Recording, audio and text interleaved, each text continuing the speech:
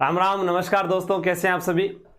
तो मैं आज आपसे बात कर रहा हूं कई दिनों के बाद, इसलिए क्योंकि मेरा भी परीक्षा है, जो एग्ज़ाम है वह पास में है, इस कारण से मैं नहीं मिल पाता। लेकिन जहां तक हो सकता था मैंने सारे वीडियो पहले ही बना दिए थे और मैंने सोचा कि जब एग्ज़ाम हो जाएगा तो फिर आपको 15 दिन में वापस करवा देंगे जो चीज़ें रह गई। फिर कुछ बाकी रहा भी नहीं ज़्यादा, लेकिन फिर भी आज समय था तो चलो आज करवा देते हैं और आपसे रूबरू हो जाता हूँ।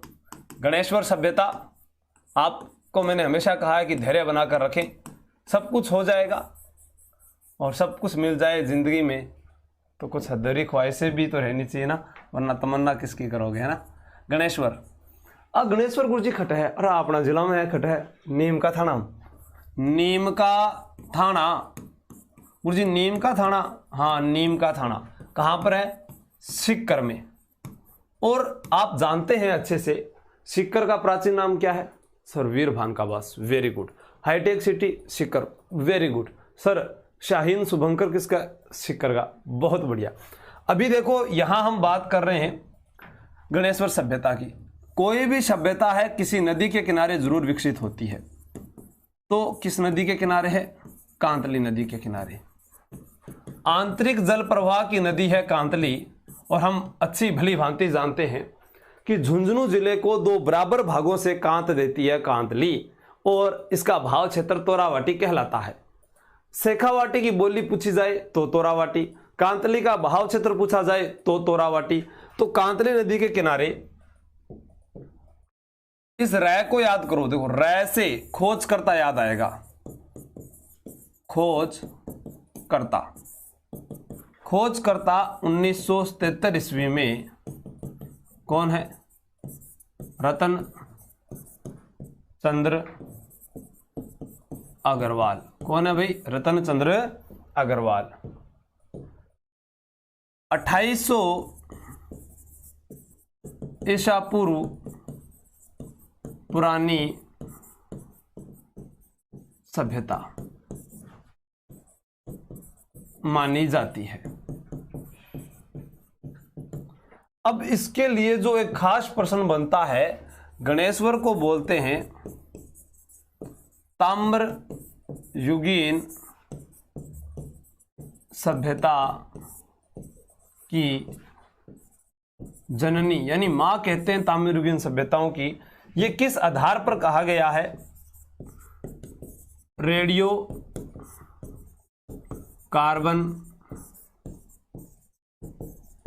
पद्धति के आधार पर।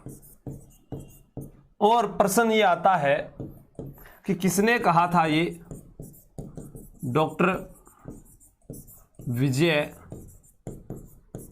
कुमार ने कहा। आपको जानकर पता चलेगा कि यहां हम देख रहे हैं जैसे ये एक मकान सा बना हुआ दिख रहा है, थे आप बात अच्छी तरह जानो कि सीकर में हर्ष की पहाड़ी है या नहीं है?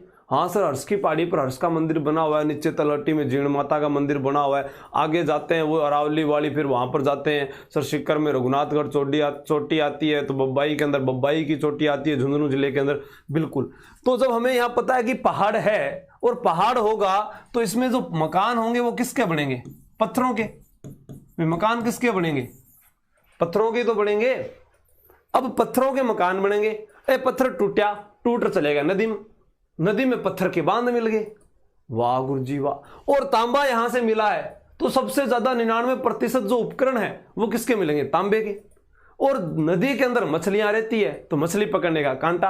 अब मछली पकड़ने का कांटा तो मछली ने बाण भी चाहिए, तो तांबा को बाण, कुल्हाड़ी, फरसे, ये सारे कहां से मिले? यहां पे। लेकिन यहां एक अलग चीज हमें देखने को मिली कि 6 प्रकार के कोई मृद भांड मिले हैं, और वह मृद भांड जिनको कपिश वर्णी मृद भांड के नाम से भी जाना गया, मृद पात्र भी कहा गया, भांड भी कहा गया। ये जो है जो मिट्टी से बने हुए या जो कहते हैं ना अपने उपकरण होते हैं उनको कहा जाता है। तो हम यहाँ पर पढ़ रहे हैं कि गणेश्वर सभ्यता जिसका मूल स्थान नीम का थाना सीकर था और वह कांतली नदी के किनारे थी, रतन चंद्र अग्रवाल ने खोज की, 1973 ईस्वी में खोज की, और 2800 ईसा पूर्व पुरानी सभ्यता है, ताम्र युगीन सभ्यताओं की जननी मानी जाती है। सर ताम्रवती नगरी वो आहड़ को कहेंगे, वो अभी पढ़ेंगे, ठीक है। हाँ तो आप इसको उतार लीजिए, उतार लिया तो आगे चाल लो। फिर अब हमें यहां से क्या क्या मिला है वो अपने आगे लिख लेते हैं। क्या क्या मिला था यहां से बताओ? पत्थर के मकान बने हुए, वाह गुरुजी। पत्थर के बांध, बिल्कुल। तांबे का बाण, ये भी सही है। मछली पकड़ने का कांटा, वो भी सही है। 99% उपकरण तांबे के मिले हैं, आप भी बात सही है।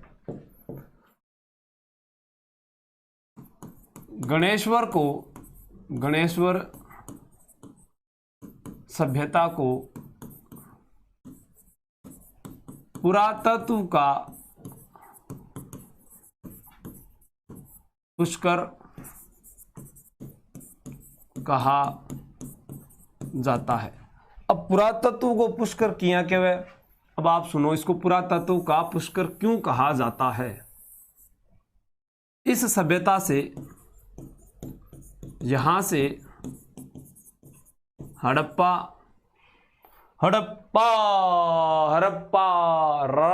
रावी नदी के किनारे है, ध्यान रखना। हड़प्पा सभ्यता व मोहनजोदड़ो, कौन सी? मोहनजोदड़ो सभ्यता में भी तांबा जाया करता था, इसलिए इसे पुरातत्व का पुष्कर कहा गया है, क्योंकि हड़प्पा और मोहनजोदड़ो में भी जो तांबा है वो यहीं से जाया करता था। तांबे की जो खदानें हैं, अगर हम पूछें हमसे कि तांबे की खदानें वो कहाँ पर मिली है, वो खेतड़ी झुंझुनू में मिली है। कहाँ मिली है? खेतड़ी झुंझुनू के अंदर। अभी बात थाने नोट करनी है। और एक आप बात कर रहे हैं कि 6 प्रकार के मृद भांड, 6 प्रकार के मृद भांड मिले हैं। मृद भांड, इनके ऊपर जो डिजाइन होता था वो काला व नीले रंग का डिजाइन होता था। और बात करूं मैं, इन्हें कर्पिश या कपिश वर्णी, कृपिश भी लिखा हो सकता है, कपिश वर्णी मृद पात्र कहते थे। अपनी गणेश्वर सभ्यता पूरी हुई गुरुजी। इतनी जल्दी, बस इतनी जल्दी हो जाएगी। मिट्टी का जो काले व नीले रंग के जो मिट्टी के बर्तन होते थे उन पर डिजाइन किया जाता था। कुल्हाड़ी फरसे वो यहाँ लिख सकते हो आप, जो मैंने शुरू में बताया था आपको। कुल्हाड़ी भी मिली है, फरसे भी मिले हैं। ये तो नॉर्मल बात है, ये तो हर जगह आपको पता है, वहां मिल जाएंगे अवशेषों के अंदर। लेकिन मुख्य बात मैंने आपको यहाँ पर बता दी है, तो इसको उतार लीजिए।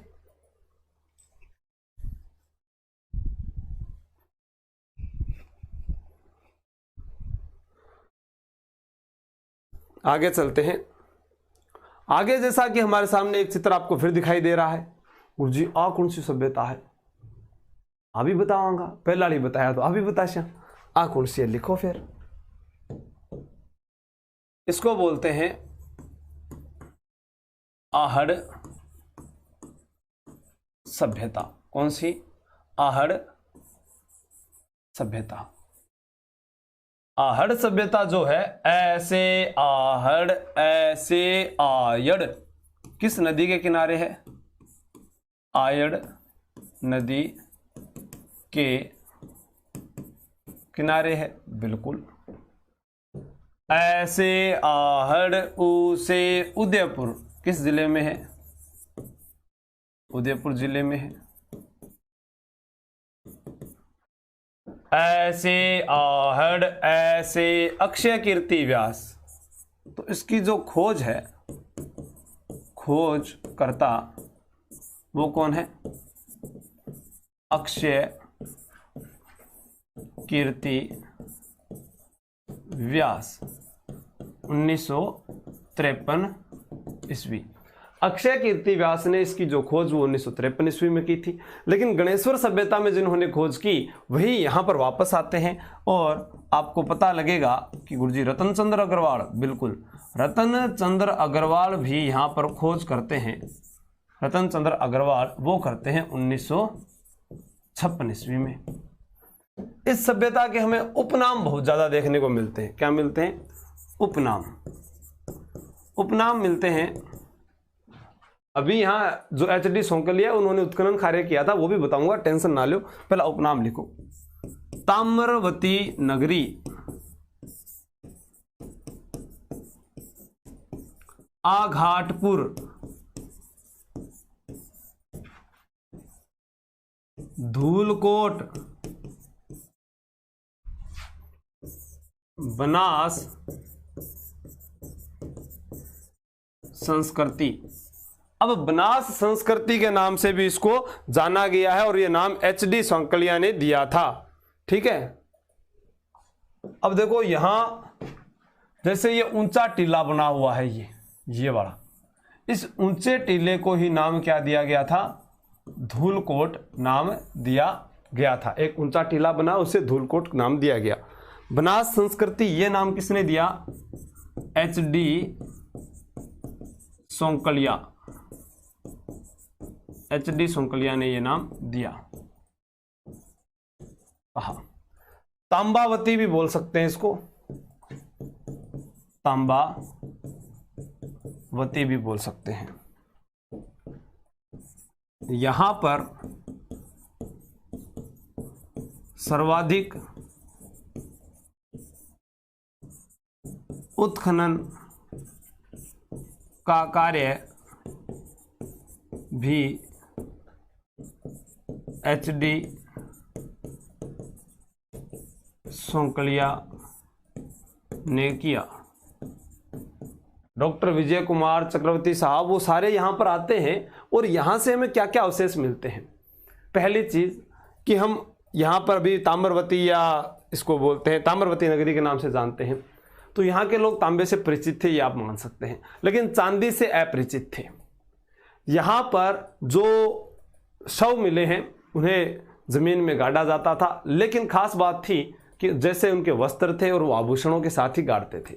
सिर जो है वो उत्तर की तरफ हुआ करता था। और यहाँ जो फसल है उसको पकाया जाता था। तो अगर फसल हो रही है तो पकाया गया है तो उसको फिर आटे की चक्की में भी पिसाया गया होगा। आटे की चक्की में पिसाया गया होगा तो घर में जहाँ पर गेहूं है, आज बो लिया, खेतों गेहूं ले आया, तो उसको हम किसी जगह में रखते हैं। तो ऐसे ही यहाँ दो पात्र मिले हैं मृत जो बने हुए, उन्हें गोरे या कोठे कहते हैं, जहां पर अन्न रखा जाता था और आटा चक्की मिली है। एक यहाँ पर क्या है कि एक मतलब कि ऐसे कुछ मटके, एक के ऊपर दूसरा मटका, तीसरा मटका, ऐसे 15-20 फुट गहरा गड्ढा खोदा जाता था और जल का शोषण करके उसको ऊपर जल लेकर आया करते थे। इस प्रकार से पानी की जो पद्धति थी, ठीक है, और चक्रकूप जिसे पद्धति बोलते हैं। एक यहाँ पर मिलती है कि एक सिक्का मिला था, वो सिक्का का दो पार्ट है, एक पार्ट वो है, एक पार्ट वो है। इस पार्ट में त्रिशूल हुआ करता था, यहाँ पर अपोलो देवता की मूर्ति हुआ करती थी जिसके हाथ में तीर और पीछे एक तरकस लगा हुआ करता था। ऐसे हमें यहाँ से बहुत सारी चीज़ों की जानकारी मिलती है, हम पढ़ेंगे। पहले आप इसको नोट कर लीजिए। उत्खनन के अंदर मैं वी.एन. मिश्र का नाम भी लूंगा, तो यहाँ पर विजय कुमार व पी.सी. चक्रवर्ती की भी नियुक्ति की गई है, उनके बारे में पढ़ेंगे।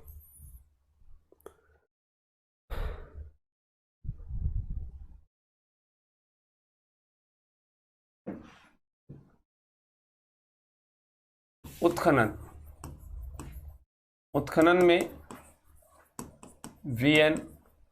मिश्र है, एच.डी. सोंकलिया है,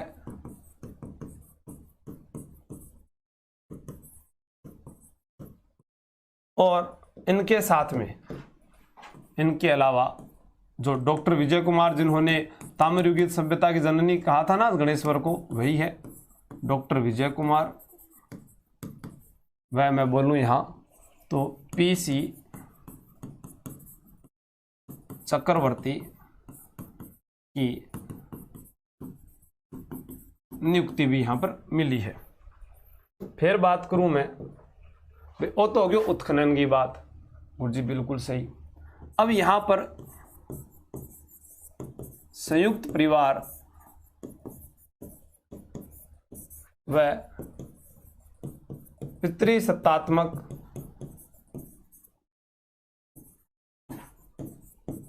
व्यवस्था के प्रमाण मिले हैं। यानी संयुक्त परिवार में रहते थे जैसा हम आज रहते हैं, और पिता ही यहाँ पर मुखिया हुआ करता था, यह भी यहाँ पर प्रमाण में हमें याद हुआ है। उसके बाद में हम यहाँ पर बात करते हैं कि जो है चक्रकूप पद्धति जो बता रहा था मैं, चक्रकूप पद्धति। अब आप गुरुजी चक्रकूप पद्धति की हुआ है, इसमें क्या होता था, ऐसे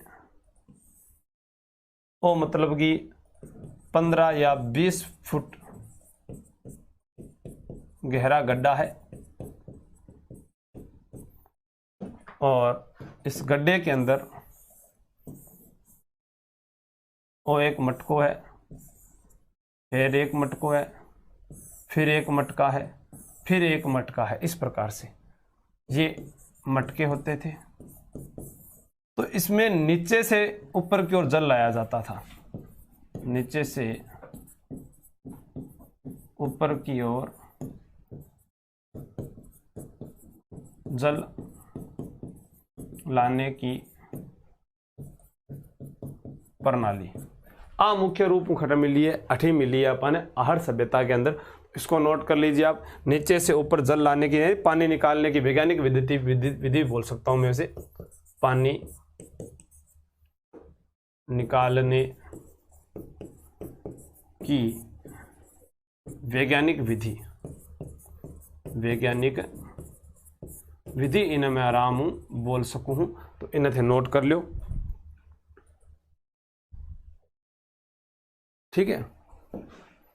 अब यहां पर कृषि क्या करते थे,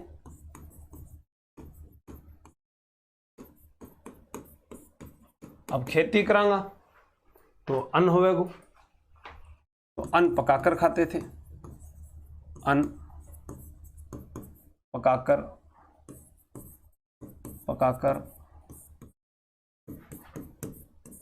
तो आज हमारे घर में जो अन्न आता है उसको पकाकर ही तो खाते हैं, बिल्कुल खाते हैं। फिर उसको पिसा के लाते हैं, तो आटा पिसाई की चक्की मिली, आटा पिसाई की चक्की मिली है। तो मुख्य रूप में ध्यान होगी। फिर यहां पर जो गोरे व कोठ है, अनाज रखने के मृद भांड, अनाज रखने के मृद भांड, अनाज रखने का जगह मृद भांड आज का थान में बतायो हो, ये साबु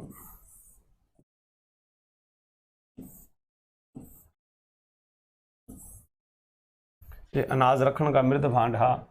एक ने बोलिया करता गोरे गोरे गाल यार गोरे गोरे, और एक ने कोठे, ठीक है, कोठे या गोरे इनको नाम दिया गया था, अनाज रखने के मृद भांड है।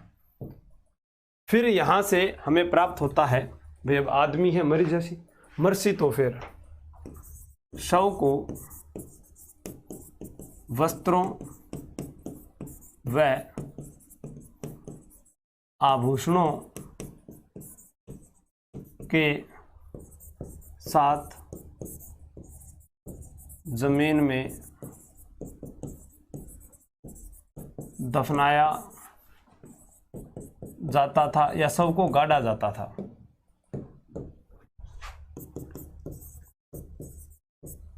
सिर की दिशा, सिर को उत्तर दिशा में रखा जाता था। आ चीज भी नोट कर लो।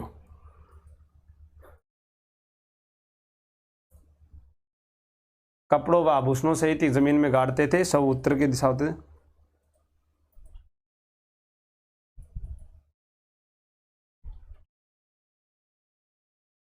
अब लिखते हैं आहड़ से तांबे की 6 यूनानी मुद्राएं मिली है। वो जी 6 यूनानी मुद्राएं अभी तो थाने बताया हो मम के होतो हो, यानी वो एक सिक्को है और एक ही बेग ये वाला सिक्का है। इसके अंदर हमने ये माँ शेरा वाली ये तेरा शेर आ गया अपने खून से नहला दे, यानी मैं इनके दूँ वो त्रिशूल है भाई। मुझे त्रिशूल ऐसे थोड़ी बनता है, त्रिशूल तो वो इस प्रकार से करके इस प्रकार से ऐसे करके फिर ऐसे बनाया जाता है, इसको बना लो, बात तो वही है। ठीक है, यहां एक देवता ऐसे,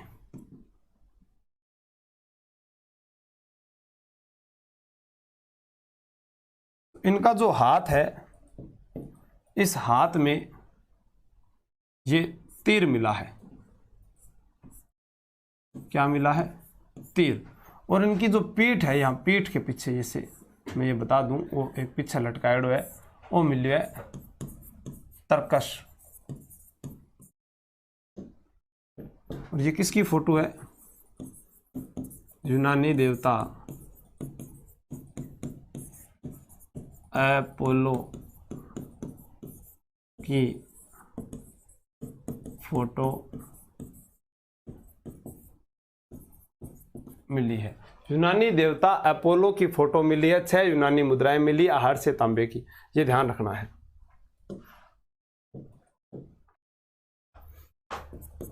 फिर अपने बोलते हैं तांबे की कुल्हाड़ी। यहां मिला है मिट्टी का बेल,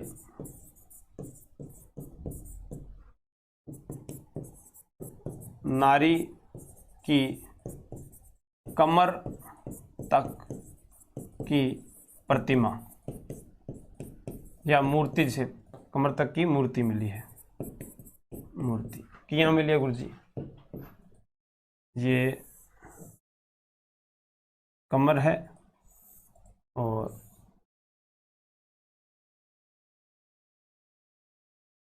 ये मतलब इनका पैर हो गया नहीं, ठीक है, इस प्रकार से। और वो घाघरो है, यानी लहंगा पहने हुए नारी की प्रतिमा। क्या पहना हुआ है? लहंगा पहने हुए, ठीक है, इस प्रकार से एक प्रतिमा मिली है जिसके अंदर उसके पैर दिखाई दे रहे हैं और एक लहंगा पहना हुआ है। तो ये नारी की प्रतिमा भी है, मिली, मूर्ति मिली है, नारी की कमर तक की मूर्ति मिली है। मिट्टी का बेल मिला है, तांबे की कुल्हाड़ी मिली है, अब तांबा गलाने की भट्टी मिली है, चार जो है चूड़ियाँ चाकू, ठीक है, मतलब तांबा गला अठे पर लिख दिया, तांबा गलाने की भट्टी थे लिख दो, चूड़ी चाकू कुल्हाड़ी आएगी, ये सारे कुछ तांबे के मिले हुए हैं। ठीक है, यहाँ पर बने हुए मिले हैं तांबे के, सॉरी मिले हुए क्या बने।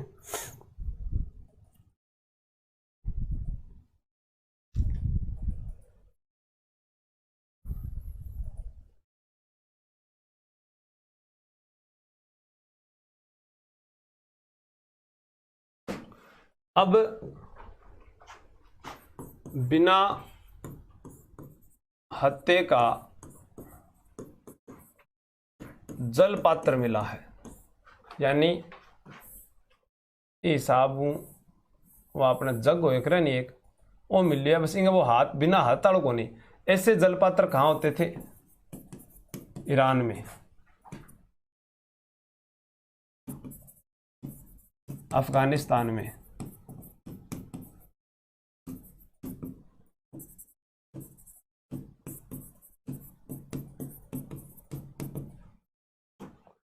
मिट्टी के बर्तन मिले। यहां पर आपसे पूछा जाए लाल काले मृद भांड कहां पर मिले?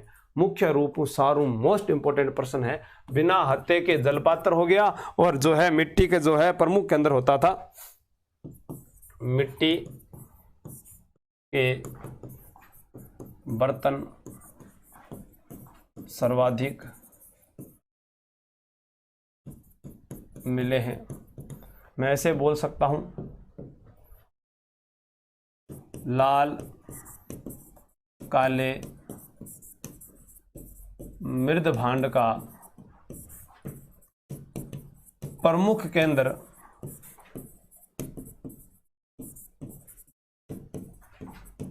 आहड़ सभ्यता ही है। क्या है भाई? आहड़ सभ्यता है। लाल काले मृदभांड का प्रमुख केंद्र आहड़ सभ्यता है। यहां पर लोहे का प्रवेश हो चुका था, लेकिन यह बात बता चुका हूं मैं। यह लोग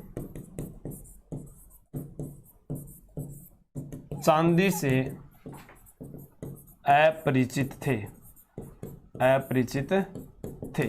चांदियों अपरिचित था, तांबा के वो ज्ञान हो, लोहा को प्रवेश हो चुके हो, मिट्टी के अठे बैल की मूर्ति मिली है, या खंडित नारी की प्रतिमाओं से बोल सकते हैं। मैंने यहाँ लिखा है, जो नारी की कमर तक की मूर्ति से बोल सकते हैं, खंडित नारी प्रतिमा भी इसे बोला जा सकता है। ठीक है, उसके बाद में आगे चलते हैं।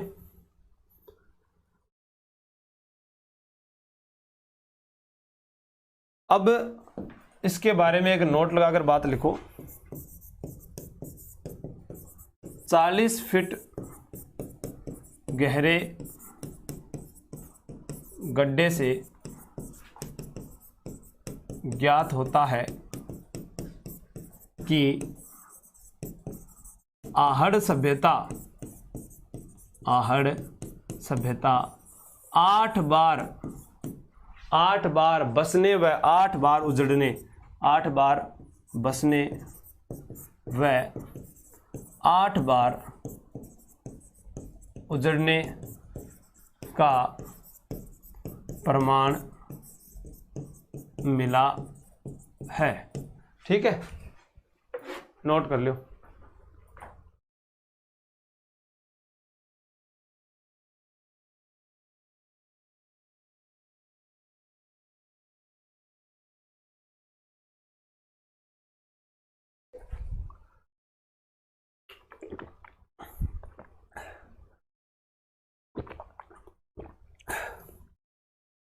पानी 30 लाग जाए।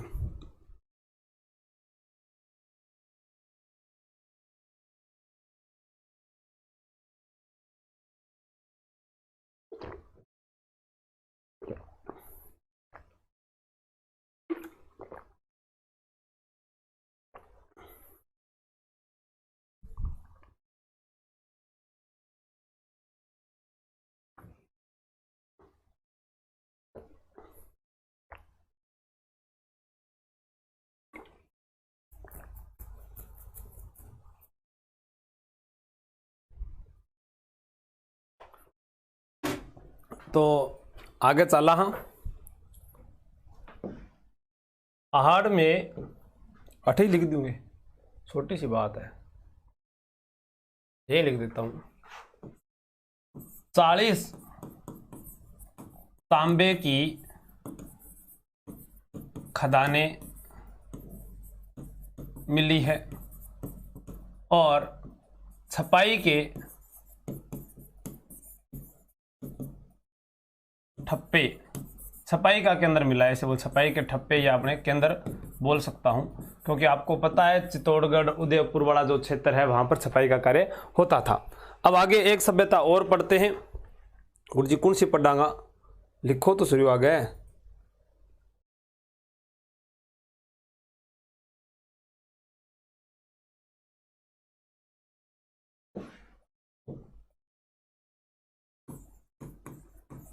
गिलूंड सभ्यता।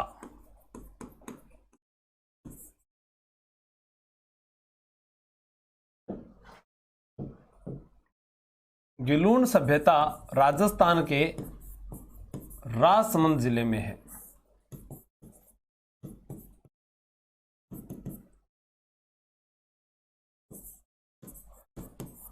बनास नदी किनारे है।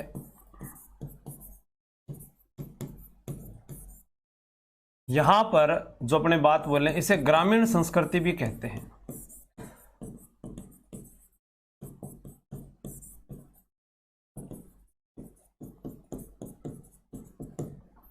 1900 से 1700 ईसा पूर्व के मध्य, 1900 ईसा पूर्व से 1700 ईसा पूर्व के मध्य। इसकी जो खोज है, खोज 1957-58 में ब्रिजवासी लाल द्वारा की गई। पीएस शिंदे ने यहां पर उत्खनन किया था, अमेरिका के प्रोफेसर जो थे उनके निर्देशन में। और यहां से कुछ खास बातें जो हमें तुलनात्मक आधार पर यह पता चलता है। आहड़ सभ्यता में हमने देखा है वहां पक्की ईंटों के मकान नहीं मिले, लेकिन यहां पक्की ईंटों के मकान मिले हैं। दूसरा, यहां विशाल भवन मिले हैं, हाथी दांत की चूड़ियां मिली है। हाथी दांत की चूड़ियां भाई साहब यही मिली है। तो जो बातें हैं वो थोड़ा अलग इसको बनाती है। जैसा मैंने बताया, ये आहड़ सभ्यता का दूसरा केंद्र माना जाता है। इसे क्या माना जाता है? आहड़ सभ्यता का दूसरा केंद्र माना जाता है। यहां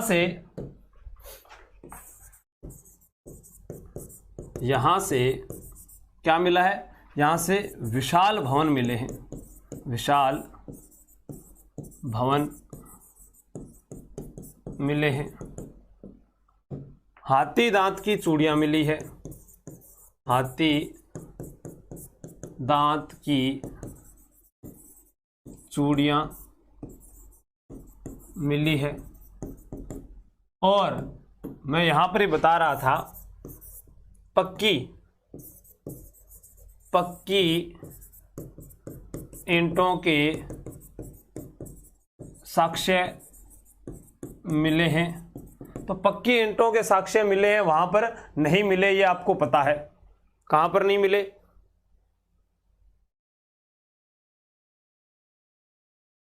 यहां पक्की ईंटों की दीवार मिली है, पक्की ईंटों के साक्ष्य मिले हैं, जिसका उदाहरण के रूप में है पक्की ईंटों की एक दीवार, पक्की ईंटों की दीवार। पत्थरों की गोलियां मिली है। क्या मिली है? टेक्निकल टीम्स होगी मार दो। पत्थरों की गोलियां मिली है। और यहां पर मिले हैं कि मिट्टी के खिलौने मिले हैं। तो हम यहां पर लिखते हैं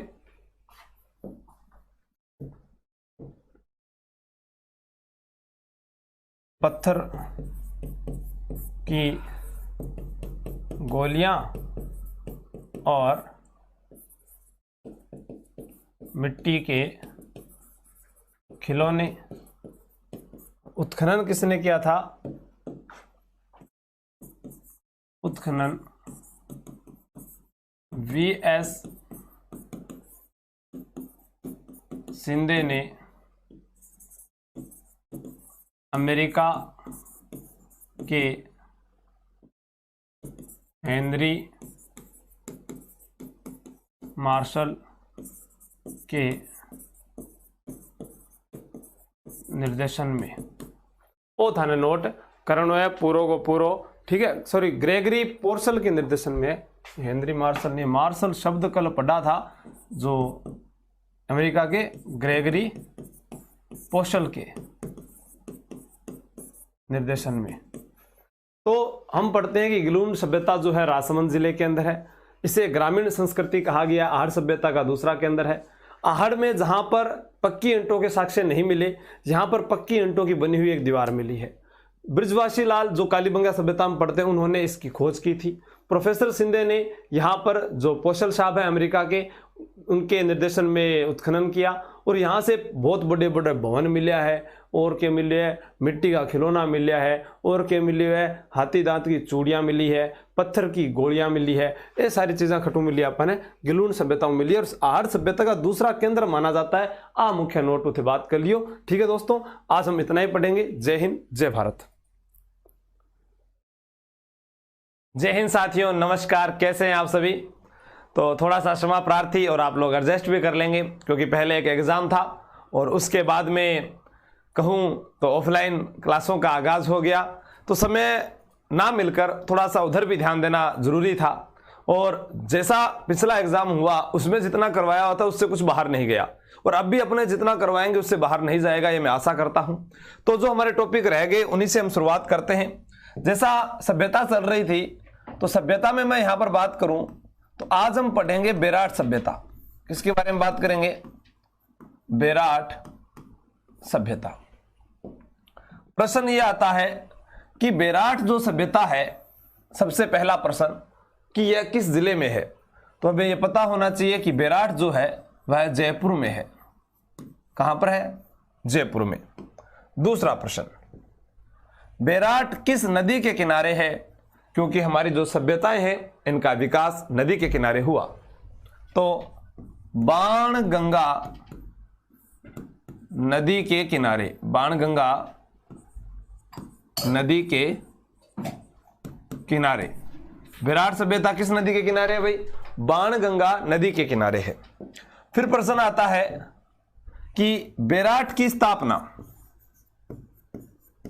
बेराट की स्थापना किसने की? तो बेराट की स्थापना हम पढ़ते हैं कि राजा विराट ने की थी, और यहां पर महाभारत कालीन भीमलात एक तालाब भी मिलता है, और कहते हैं कि पांडवों ने अपना अज्ञातवास भी यहीं पर बिताया था। जो भीम है उन्होंने जब द्रौपदी को प्यास लगी तो यहां पर एक गड्ढा भी खोदा था भीम डोंगरी पर, जो मिलता है। बेराट की स्थापना किसके द्वारा की गई? राजा विराट के द्वारा। किसकी स्थापना? बेराट की स्थापना।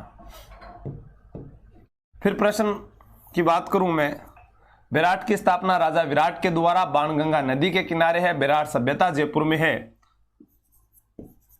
महाभारत कालीन भीमलात तालाब यहां पर स्थित है। अब एक हम पढ़ते हैं कि भीमलत जलप्रपात कहां पर है। वाटरफॉल अगर आ जाए तो वह भीमलत जलप्रपात बूंदी में मांगली नदी पर है। आप याद करना कि भीम बूंदी मांगली, तो बूंदी में मांगली नदी पर कौन सा है? भीमलत जलप्रपात। फिर यहां मैं बात करूं, पांडवों ने अपना अज्ञातवास यहीं पर बिताया था। बेराट जो है मत्स्य जनपद की राजधानी थी, और इसका जो प्राचीन नाम हमें मिलता है वो मिलता है विराटनगर। तो हम सारी चीजें यहां पर इसका अध्ययन करेंगे, आप नोट करते जाएं। बेराट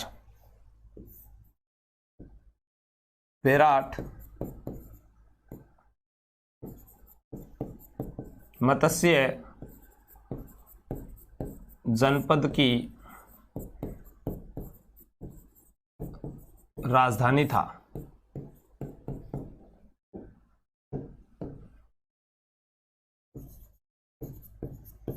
बेराट का प्राचीन नाम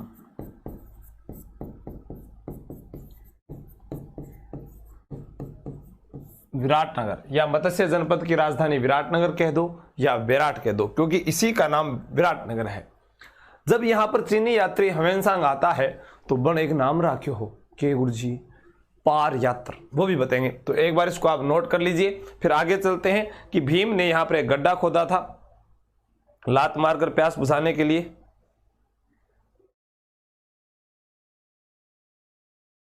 आगे चलते हैं।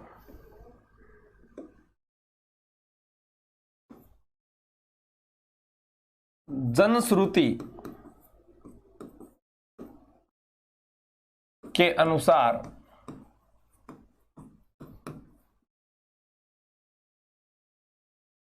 भीम के द्वारा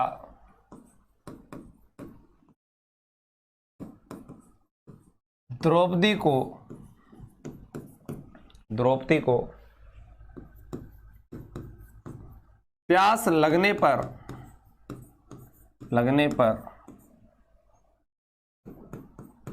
लात मारकर पानी निकाला गया।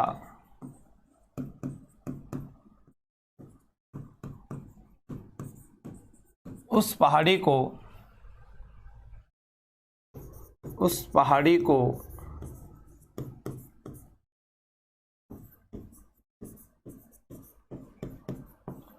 भीम डूंगरी कहते हैं। एग्जाम में प्रश्न यह पूछा जाएगा, निम्न में से बेराट से संबंधित नहीं है। भिज्जक डूंगरी, सील डूंगरी, भीम डूंगरी और महादेव डूंगरी। तो जो सील की डूंगरी है वो इससे संबंधित नहीं है, क्योंकि सील की डूंगरी चाकसू जयपुर में है और वहां शीतला माता का मंदिर बना हुआ है। तो हम लिखते हैं यहां पर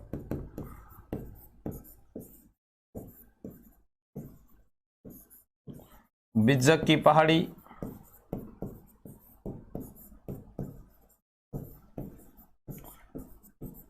भीम डूंगरी,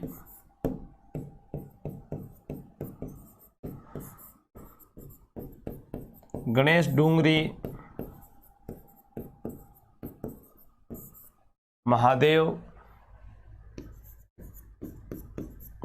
डूंगरी स्थित है। अगर मैं बात करूं कि इस सभ्यता स्थल की जो खोज है वह की गई थी, आप लोगों को पता है कि कोई ना कोई जो सभ्यता स्थल मिला है उसके खोजकर्ता का एग्जाम में नाम पूछा जाता है। तो 1936 के अंदर दयाराम साहनी के द्वारा इसकी खोज की गई थी, लेकिन उसके बाद में 1962 के अंदर नीलरतन बनर्जी व कैलाश नाथ दीक्षित के द्वारा यहां पर उत्खनन कार्य किया गया। अगर हम उससे भी पहले जाते हैं तो 1837 में कैप्टन बर्ट के द्वारा यहां पर जो सम्राट अशोक है उनका भाब्रू शिलालेख खोजा गया और उसके अंदर यह बताया गया कि यहां पर जो है अशोक जो है वह मगध का राजा था। उन्होंने बौद्ध धर्म को अपनाया था और पशु हत्या पर उन्होंने प्रतिबंध लगाया था। लेकिन राम सिंह द्वितीय के समय पिताजी खंगारोत जो थे उनके द्वारा उत्खनन में एक सोने का कलश मिला बताया। यहां से बुद्ध की अस्थियां भी मिली है, बौद्ध मंदिर भी मिले हैं जिन्हें गोल मंदिर कहा गया है, बौद्ध विहार कहा गया है, बौद्ध मठ कहा गया है, बौद्ध चैत्य कहा गया है। तो हमें यह ज्ञात होता है कि जो बेराट सभ्यता है यहां पर मौर्यकालीन अवशेष भी थे तो बुद्धकालीन अवशेष भी है। राजस्थान में वह सभ्यता स्थल बताइए जो मौर्यकालीन और बौद्धकालीन सभ्यता स्थल के प्रमाण जहां से मिले हैं, तो वो हमें कौन सा है? बेराट है। तो यहां पर हम लिखेंगे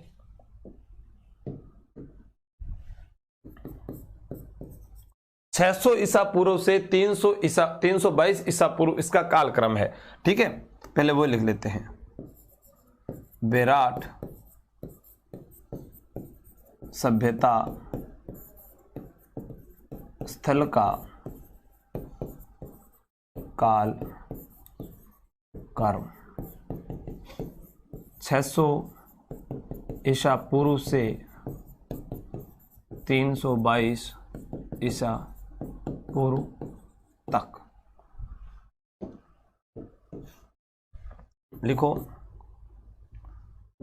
1936 ईस्वी में राय बहादुर दयाराम साहनी, पूरा नाम क्या है? राय बहादुर दयाराम साहनी के द्वारा इस सभ्यता की खोज हुई। तो 1936 ईस्वी में राय बहादुर दयाराम साहनी के द्वारा इस सभ्यता स्थल की खोज हुई। ये यहाँ पर आप नोट कर लो। फिर आगे चलते हैं कि नेक्स्ट अपने यहाँ पर जो खोज के बारे में बात करते हैं कि बिज्जक की डूंगरी पर इन्हें बौद्ध मठ के अवशेष मिले थे।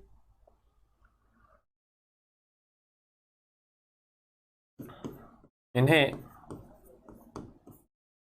बिज्जक की डूंगरी पर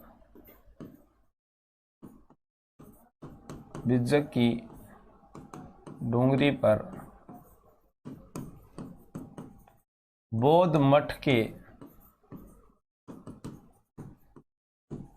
अवशेष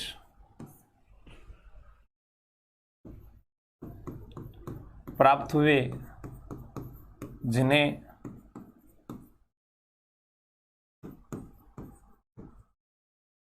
बौद्ध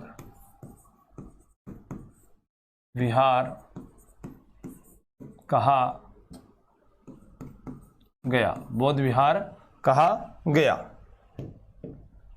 फिर बात करूं मैं 1962 ईस्वी में नील रतन बनर्जी व कैलाश नाथ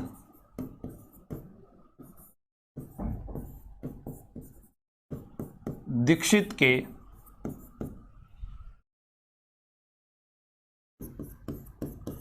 नेतृत्व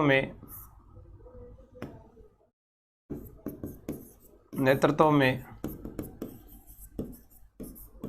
पुनः उत्खनन कार्य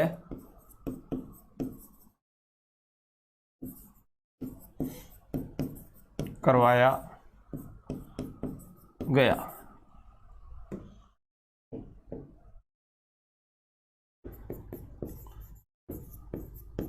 बेराट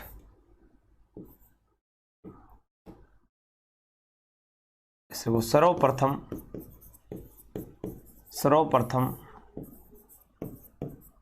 बेराट से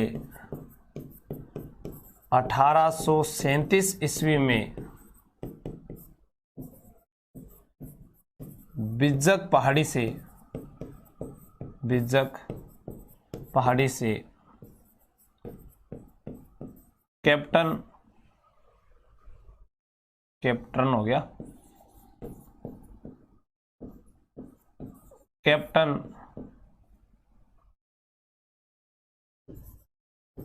बर्ट ने सर्वप्रथम बेराट से 1837 ईस्वी में बिज्जक पहाड़ी से कैप्टन बर्ट ने भाब्रू शिलालेख की खोज की। तो जो भाब्रू शिलालेख है उसकी खोज की थी। भाब्रू शिलालेख को फिर रॉयल एशियाटिक सोसाइटी जो है बंगाल के कलकत्ता संग्रहालय में उसको 1840 ईस्वी में रखवाया गया। तो आप इसको नोट कीजिएगा। फिर रखते हैं आगे की बात। रॉयल एशियाटिक सोसाइटी बंगाल के कोलकाता संग्रहालय में इसको रखवाया गया था कैप्टन बर्ट के द्वारा।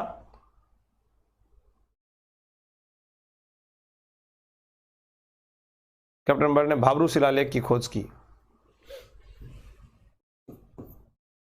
1840 ईस्वी में रॉयल एशियाटिक सोसाइटी ऑफ आपस में बातें क्यों करने ला रहे होते? नोट कौन कर चुपचाप। गुरुजी थे तो बदल ली क्या? पहला तो यहाँ पढ़ाता ही कौन यहाँ जीवड़ा, कई दिनों आया हाँ, टाइम लगा हुआ रंगमान में, इसलिए मैं जो कह रहा हूं मैंने ध्यान से सुनो। क्लास सावधान बैठ और वापस तैयारी कर। देखो कोई भी जवान हिलेगा नहीं, हिलना डुलना मना है। 1840 ईस्वी में Royal Asiatic Society of Bengal के कोलकाता संग्रहालय में भाब्रू शिलालेख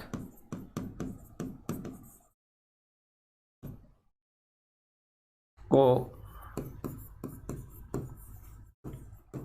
रखवाया गया।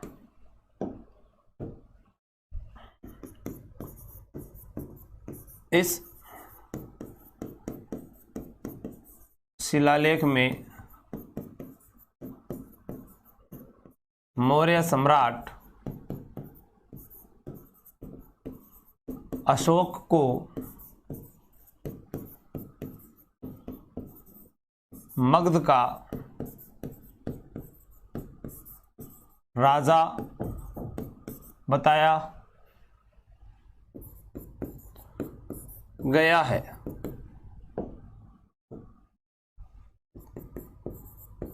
इस शिलालेख से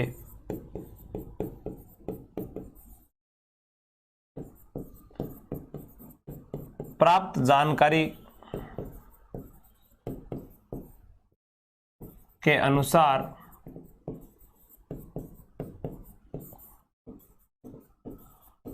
अशोक मौर्य ने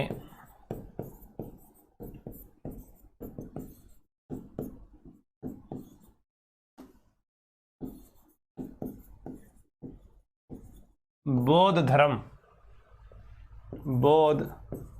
धर्म ग्रहण कर लिया था।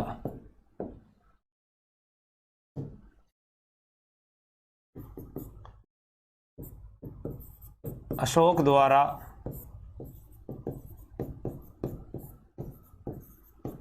पशु हत्या पर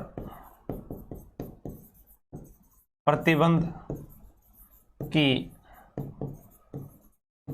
जानकारी भी प्राप्त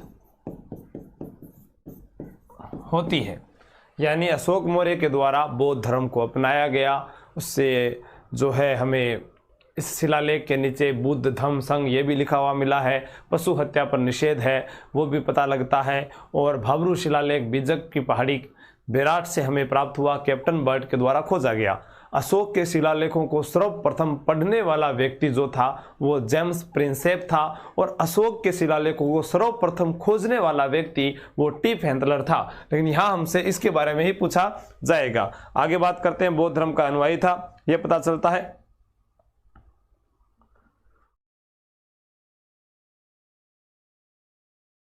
ठीक, आगे चलें।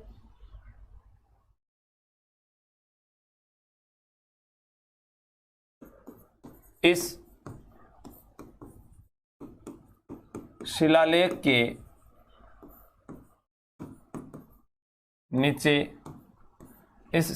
के नीचे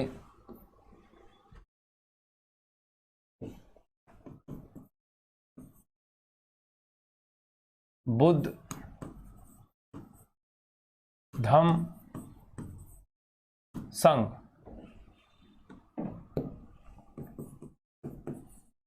लिखा हुआ मिला है।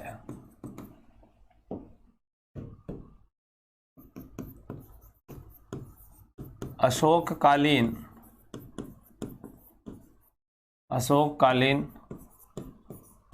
यहाँ पर गोल मंदिर, तो गोल मंदिर था उन्हें ही बौद्ध मठ गोल मंदिर, जिन्हें बौद्ध मठ कह दो या बौद्ध विहार कह दो या बौद्ध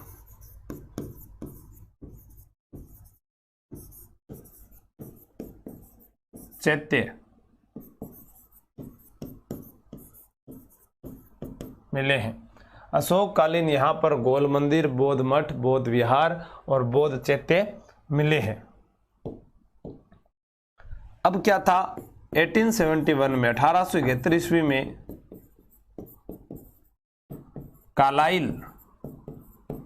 कालाइल के द्वारा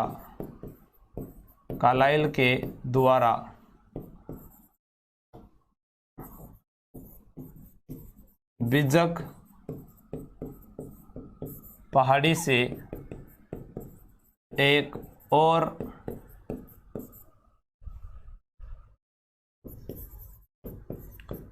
शिलालेख खोजा गया। फिर बात करूं मैं जो राजा थे राम सिंह द्वितीय 1876 ईस्वी, आप याद रख लेना। तो उनके समय में क्या था, किताजी खंगारोत जो थे उनके द्वारा एक यहां से सोने का कलश प्राप्त हुआ है। राम सिंह द्वितीय के शासनकाल में यहाँ पर उनके किलेदार किताजी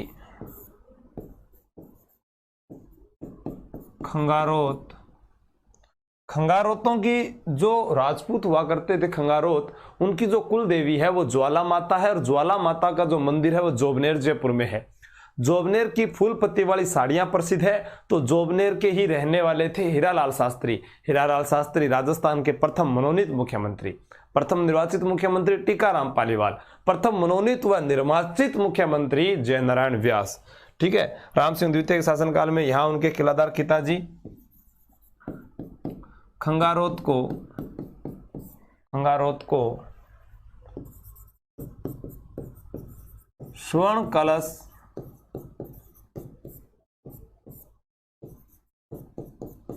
प्राप्त हुआ। तो ये भी आप नोट कर लीजिए, किसको सोने का कलश प्राप्त हुआ था राम सिंह के समय। अब अपने को ये पता चल जाए स्वर्ण कलश प्राप्त हुआ था, और इससे हमें बुद्ध के अस्थि अवशेष होने का अनुमान किया जाता है। ठीक है,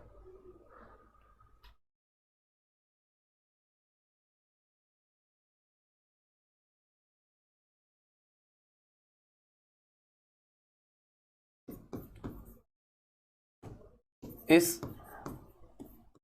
कलश में हमें भगवान बुद्ध की अस्थि या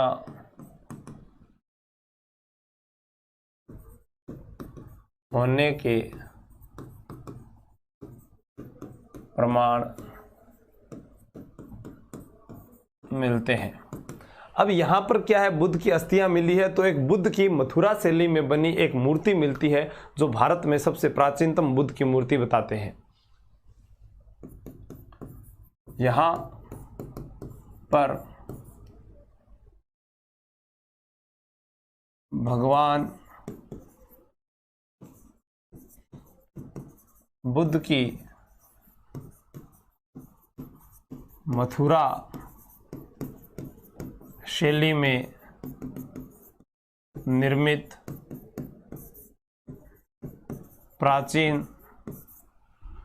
मथुरा शैली में निर्मित, यहां पर भगवान बुद्ध की मथुरा शैली में निर्मित प्राचीन प्रतिमा मिली है, जो भारत में बुद्ध की प्राचीनतम प्रतिमा है।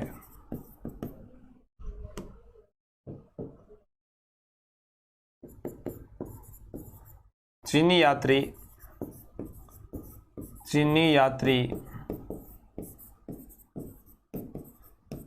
हवेनसांग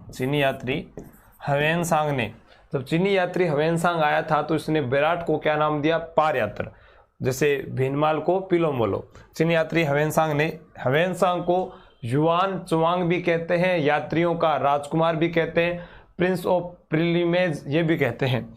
चीनी यात्री हवेनसांग ने विराट को पार यात्र नाम दिया था।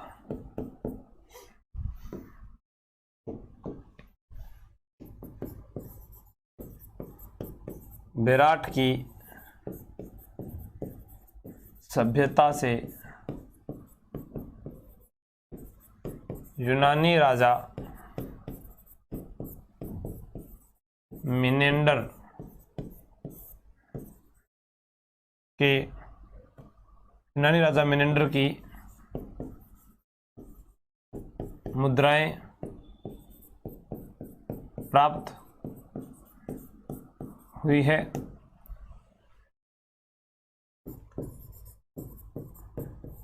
बेराट से हमें सूती कपड़े के अवशेष प्राप्त हुए हैं। और यहाँ पर पर्याप्त मात्रा में मैं कह दूं कि पत्थर हैं, लेकिन फिर भी जो भवन है या जो मठ है या जो मंदिर जो भी हमें मिले हैं, कहते हैं कि वो सारे कच्ची ईंटों से निर्मित बने हुए हमको यहाँ पर लगभग मिले हैं। तो आप एक बार इसको नोट कर लीजिएगा। आगे की बात करते हैं। शंख लिपि के प्रमाण मिले हैं।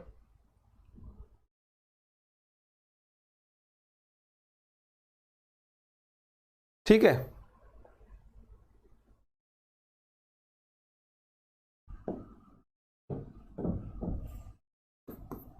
यहां से शंख लिपि के प्रमाण मिले हैं। गुरुजी आज शंख लिपि किए हुआ है। मान लो कि ये मैंने लिखा है आशु चौहान। क्या लिखा है? आशु चौहान। अब इस आशु चौहान को ऐसे ऐसे इस प्रकार से ये, यानी इसको मैंने क्या कर दिया? अलंकृत कर दिया। और अलंकृत करने के बाद इसको गुप्त लिपि बना दिया। गुप्त लिपि यानी ये जो है ब्राह्मी लिपि थी। कौन सी लिपि थी? ब्राह्मी लिपि थी। उस ब्राह्मी लिपि को अलंकरण करने के बाद में गुप्त लिपि के रूप में दर्शाया गया, उसी को शंख लिपि कहा गया है।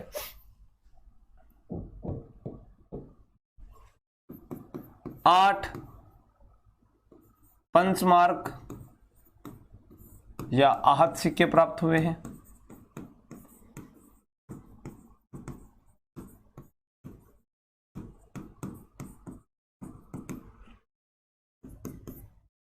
सूती कपड़ा लिख लिया, शंख लिपि के प्रमाण मिल गया। यूनानी राजा की मुद्राएं, यूनानी राजा की मुद्राएं, या मैं बोल दूं इंडो ग्रीक, 28 इंडो ग्रीक सिक्के, 28 इंडो ग्रीक सिक्के।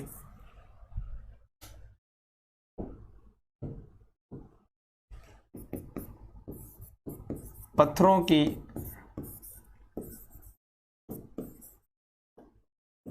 अत्यधिक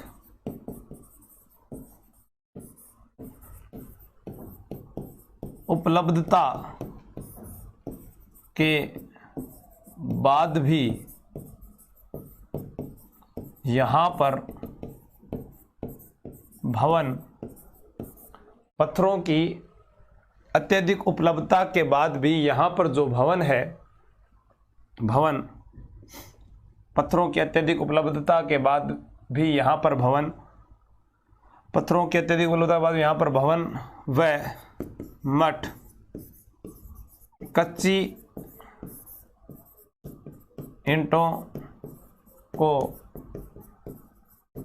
पकाकर बनाए हुए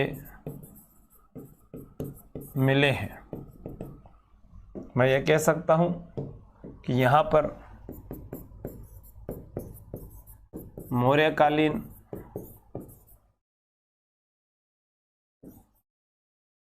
अवशेष व बौद्धकालीन अवशेष प्राप्त हुए हैं। तो आप इसको नोट कर लीजिएगा, बौद्धकालीन अवशेष प्राप्त हुए हैं। अकबर ने यहाँ पर टकसाल खोली थी और जहांगीर, अकबर, शाहजहां के समय तांबे के सिक्के ढाले जाते थे। एक ये लाइन भी हमको लिखनी है।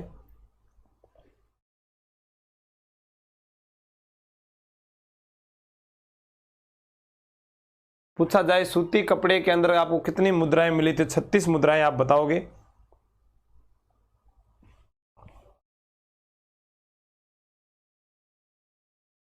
मिट्टी के बने पूजा पात्र मिले हैं।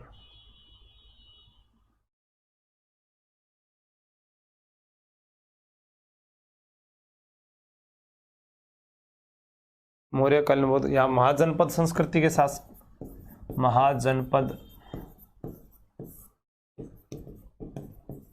संस्कृति के साक्ष्य भी अपने लिख सकते हैं। इनके अवशेष बोल दो, मौर्यकालीन साक्ष्य, बौद्धकालीन साक्ष्य। अकबर ने बेराठ में टकसाल खोली थी। अब अकबर के बाद में जहांगीर, शाहजहां, मतलब मैं ये तीनों का नाम लिख दूं। अकबर, जहांगीर, क्योंकि अकबर जो है बेराठ के पास पंचमहला जो महल है वहां पर रुका करता था। अकबर, जहांगीर, शाहजहां के समय यहां से तांबे के सिक्के ढाले जाते थे, यानी बनाए जाते, ढाले जाते थे। यहां से प्राप्त मिट्टी के घड़ों पर स्वास्तिक चिन्ह बना हुआ मिला है। सूती कपड़े में 36 मुद्राएं बंधी मिली है। और अगर मैं बात करूं तो गड़ो मिलियो है, कोई पात्र मिलिया है, मृद भांड मिलिया है, छोटा मोटा कोई मिट्टियों बनेड़ा अठे मिलिया है। तो आप बेराठ सभ्यता की सारी जानकारी थाने बताई है। बेराठ जयपुर में है। महाजनपद कालीन यानी मत्स्य जनपद की राजधानी विराटनगर, जो प्राचीन नाम हो गया बाणगंगा नदी के किनारे। नीलरत्न बनर्जी कैलाशनाथ दीक्षित ने पुनः उत्खनन किया। उससे पहले 1936 में जो है राय बहादुर दयाराम साहनी है। और सबसे पहले हम बात करें तो कैप्टन बर्ट, और 1871 ईस्वी में कालाइल। उसके बाद में मौर्यकालीन सभ्यता के अवशेष, या मैं कह दूं कि अपने अशोक के अवशेष बोल दो इसी को, या फिर बौद्ध धर्म से जुड़ी बातें हमें मिली है। बौद्ध धर्म और मौर्यकालीन का ये प्रमुख केंद्र रहा है। ठीक है दोस्तों, जय हिंद, जय भारत। फिर मिलते हैं नेक्स्ट वीडियो में।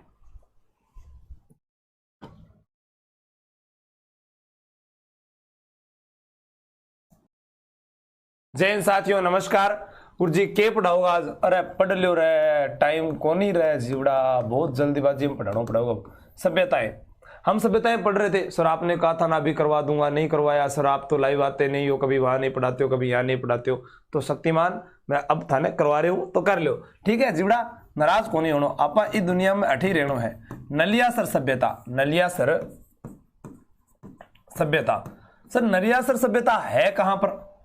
नालिया खटा उसका राजधानी में उसका। Very good. तो नलियासर सभ्यता है सांभर के निकट जयपुर में। कहां पर है?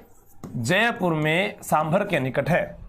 फिर मैं बात करूं नलियासर सभ्यता जो है, इसकी जो खोज है, खोज सर्वप्रथम जो खोज है वो किसने की? कर्नल हैंडले ने। किसने की?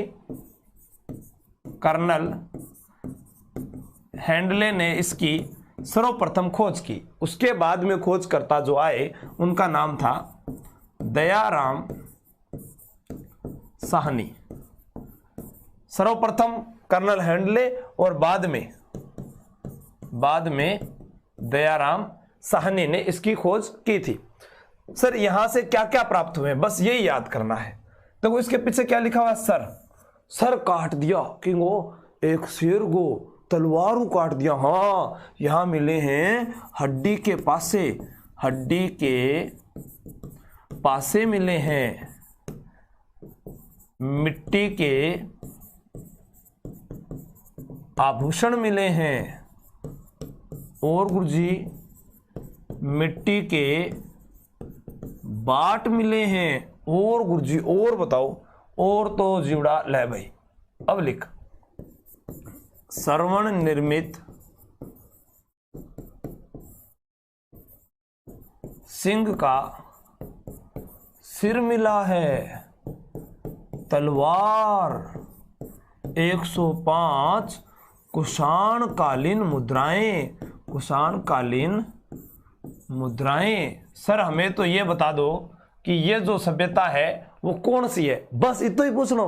अरे अभी बता दूं, ये जो सभ्यता है वह लोहे युगीन सभ्यता स्थल है। लोहे युगीन सभ्यता स्थल कौन सा है? अपना नलियासर है। तो आप इसको नोट कर लीजिए, मुख्य रूप से आपके ये काम आएगा, हमसे पूछा जाए। और उसके बाद में अपने आगे पढ़ते हैं, नोट कर लीजिएगा इसको। इंडो ग्रीक गुप्तकालीन चांदी का सिक्का में सारा 8 मिले है। अगर लिखना चाहो तो आप भी लिख लो। गुप्तकालीन चांदी का सिक्का भी मिला है। चांदी के सिक्के भी यहां से प्राप्त हुए हैं। ठीक है, हड्डी का अवशेष वगैरह यहां पर बात हो गई। आगे बात करते हैं अपने नेक्स्ट जो पढ़ेंगे,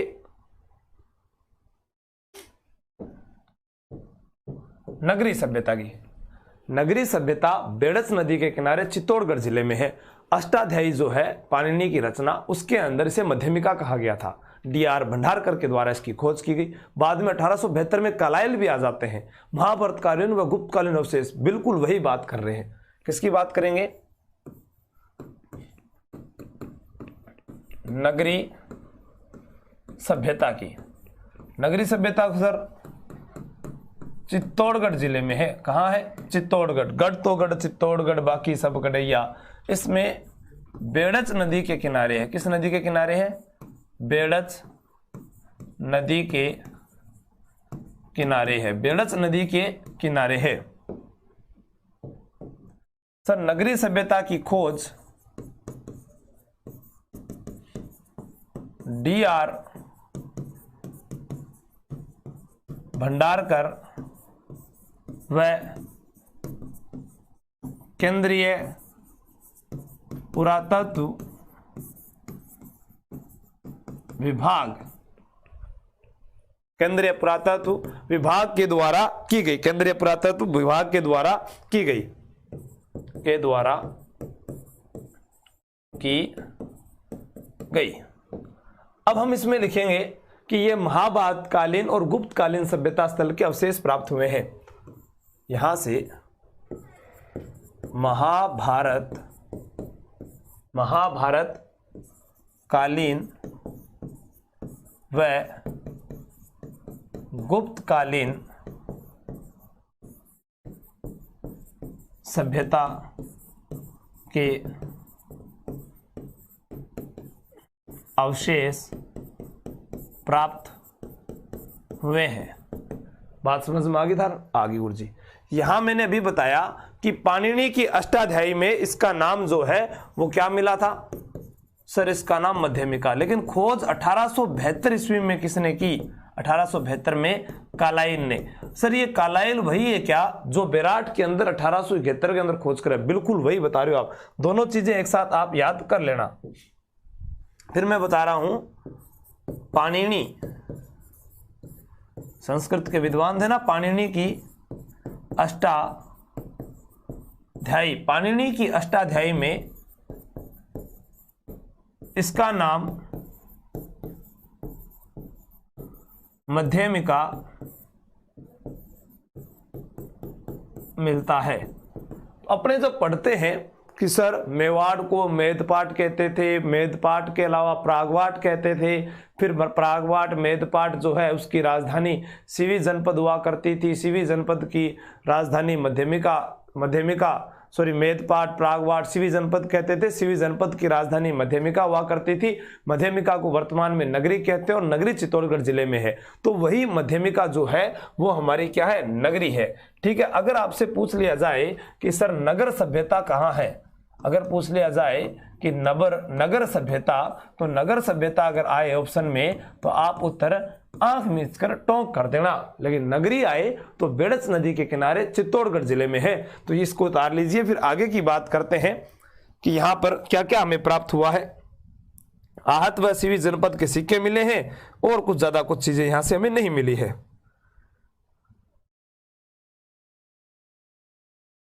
चलते हैं।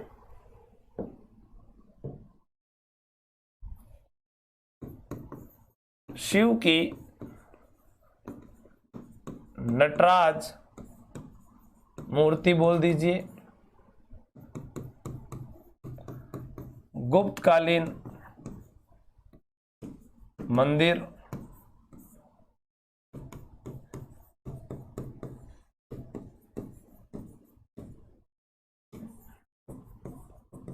गुप्तकालीन सिक्के, 4 चक्राकार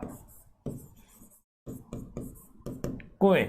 तो शिव की नटराज मूर्ति, गुप्तकालीन मंदिर, गुप्तकालीन सिक्के व 4 चक्राकार कुएं यहां से हमें मिले हैं। तो हम यहां पर इस सभ्यता के बारे में पढ़ रहे हैं। वैष्णव मंदिर के अंश भी यहां से हमें प्राप्त हुए हैं। तो ये भी आप लिख सकते हैं यहां पर, वैष्णव मंदिर के अंश और आहत एवं शिवी जनपद के सिक्के, तो ये हमें नगरी सभ्यता से मिले हैं। तो इसको उतार लीजिए। नगरी के बारे में हमने यहाँ पर लिखा है। आगे हम बात करेंगे नौह सभ्यता की। तो यहाँ पर इसको उतार लीजिएगा। DR भंडारकर के द्वारा इसकी खोज जो है वो अगर यहाँ पर हमने लिखा है, ये खोज 1904 ईस्वी में की गई थी। 1904 ईस्वी में की गई थी। और जो नलियासर सभ्यता है, ये वाली सभ्यता, ये तीसरी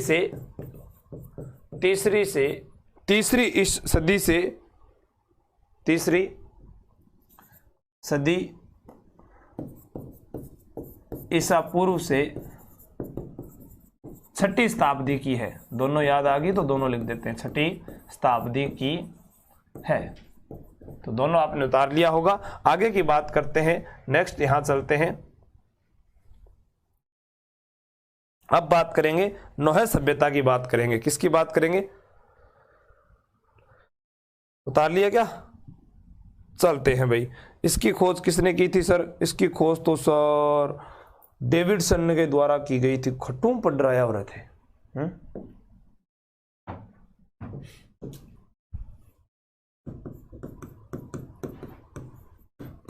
नौह सभ्यता, नौ सभ्यता जो है इसके बारे में पढ़ते हैं। नौ सभ्यता कहां पर है? भरतपुर में है। किस नदी के किनारे है? रूपारेल नदी के किनारे है। रूपारेल नदी के किनारे है। और इसकी जो खोज है वो रतन चंद्र अग्रवाल के द्वारा की गई। रतन चंद्र अग्रवाल के द्वारा नौह सभ्यता की खोज की गई थी। अब यहां से हमें जो चीजें जो प्रमाण मिले हैं, जैसे मैं कह दूं यक्ष या जाख बाबा की मूर्ति प्राप्त हुई है। यक्ष या जाख बाबा की विशाल मूर्ति कहते हैं यहां से प्राप्त हुई है। फिर उसके बाद में पक्षी की चित्रित ईंटें मिली है। पुरानी, यही लिख देता हूं, पुरानी पक्षी चित्रित ईंटें मिली है। अब ईंटों की बात कर दी, चित्रित ईंट मिल गई, तो यहां पर लाल व काले रंग के मृद भांड मिले हैं। और मृद भांड आप लोगों को पता है मैं बता चुका हूं 5 संस्कृतियों के यहां से अवशेष मिले हैं। ठीक है, क्या बता रहा था मैं? लाल व काले मृद भांड, पक्की मिट्टी की ईंटों के अवशेष। तो इनके अलावा और क्या क्या प्राप्त हुई है? कुषाण शासक हुविस्क जो है उनके समय की भी बात करते हैं, तो आप इसको उतार लीजिए। 5 संस्कृतियों के यहां से अवशेष मिले हैं। कुषाण युगीन सभ्यता के अवशेष मिले हैं।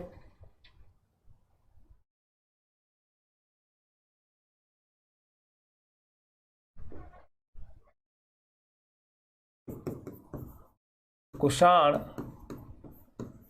शासक हुविस्क व वासुदेव के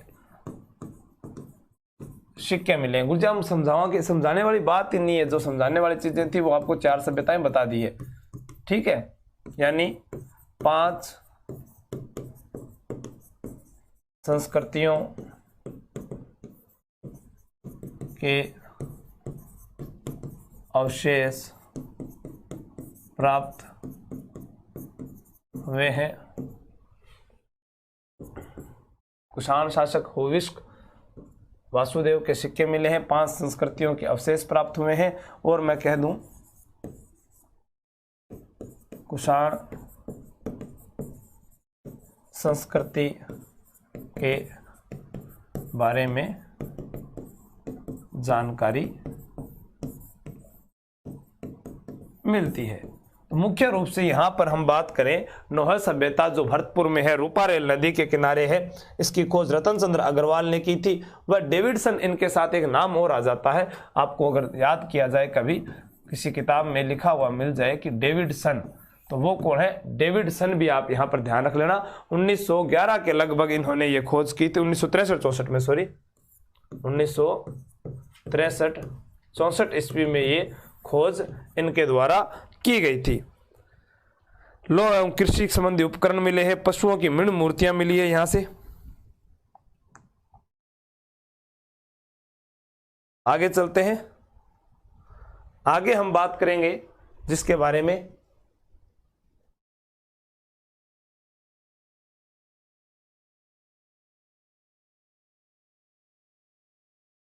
अब हम बात करेंगे बागोर सभ्यता।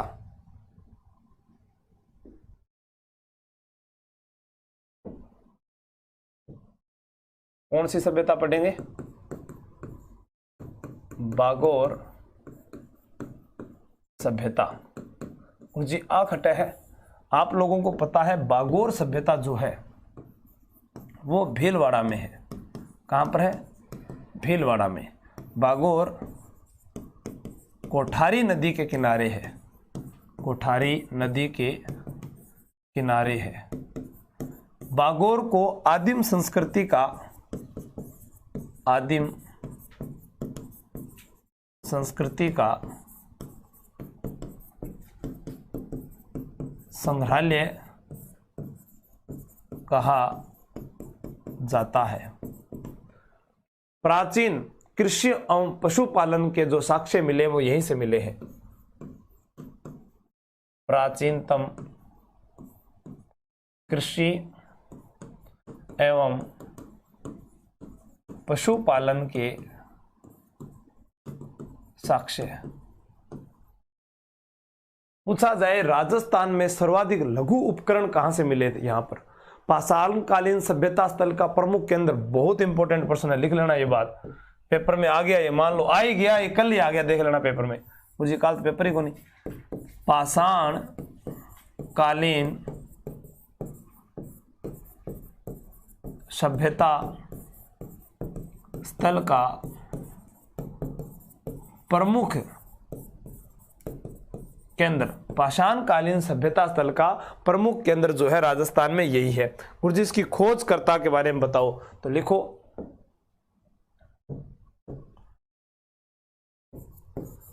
खोज करता। खोज करता जीवड़ा इंगा है वीरेंद्र नाथ मिश्र व लेसनिक। खोज करता वीरेंद्र नाथ मिश्र और जर्मनी के LS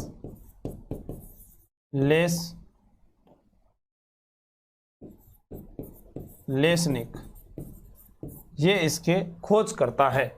तो ये है बागोर सभ्यता। बागोर सभ्यता के बारे में मैंने बताया है आपको। अब इसके में बाद में इसमें यहाँ से क्या क्या मिले हैं तो मैं आपको वो चीजें जो यहाँ से मिली है वो बता देता हूं। हाथ, कान, इसको उतार लीजिए।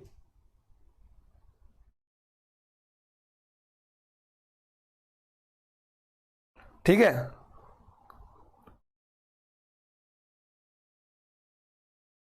पाषाणकालीन, मध्य पाषाण कर लेना इसको। मध्य पाषाणकालीन सभ्यता स्थल का प्रमुख केंद्र है। यहां से पाषाण उपकरण मिले हैं।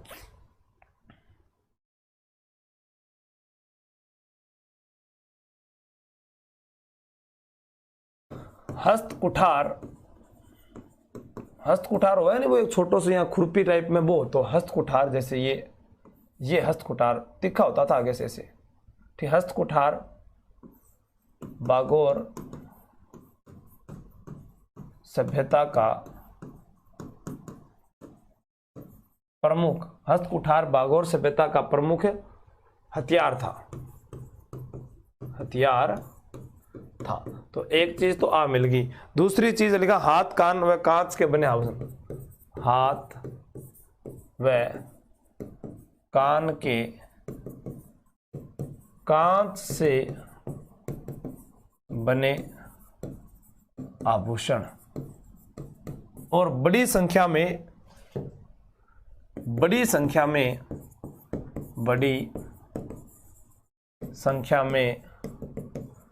लघु पाषाण कालीन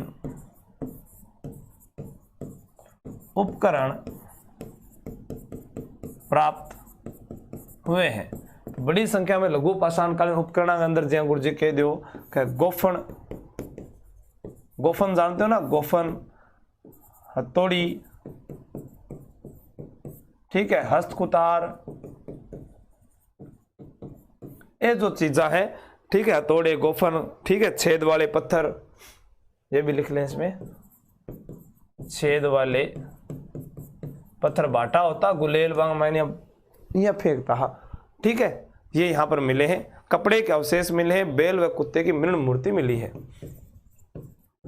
कपड़े, सूती कपड़े के अवशेष, मैं ऐसे लिख सकता हूं, सूती कपड़े के अवशेष और बैल व कुत्ते की मृण मूर्ति। ठीक है दोस्तों, जय हिंद, जय भारत। जय हिंद साथियों, नमस्कार। सभ्यताओं का एक और भाग, छोटी छोटी सभ्यताओं के बारे में पढ़ रहे हैं। तो यहां पर बात करेंगे अपने रेड सभ्यता की। रेड सभ्यता जिसके बारे में आपने पढ़ा होगा, ढ से ओ गुरुजी खटे, अरे टोंक में भारत का प्राचीनतम टाटानगर 1938 में केदारनाथ पुरी के द्वारा 3075 पंचमार्ग सिक्के, हाँ भाई है, अपोलो डॉट्स यूनानी सिक्का, मालव मित्र के जो सिक्के मिले थे भाई, सुंगकालीन वाली जगह पूछ रहे थे। लिखो, ढील नदी के किनारे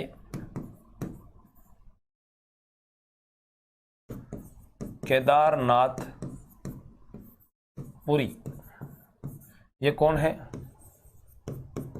खोज करता है। ठीक, केदारनाथपुरी 1938 ईस्वी में। उपनाम भारत का प्राचीनतम टाटा नगर। गुरुजी है कहां पर? टोंक में। और राजस्थान में मुस्लिम रियासत टोंक थी। भारत में, गुरुजी भारत में तो ध्यान को नहीं, तो बताओ फिर पढ़ो क्यों को नहीं है। और यहां से जो अवशेष मिले हैं वो लिख सकते हैं अपने 3075 पंचमार्क सिक्के, यानी मैं कह सकता हूं सिक्कों का ढेर मिला है, सिक्के।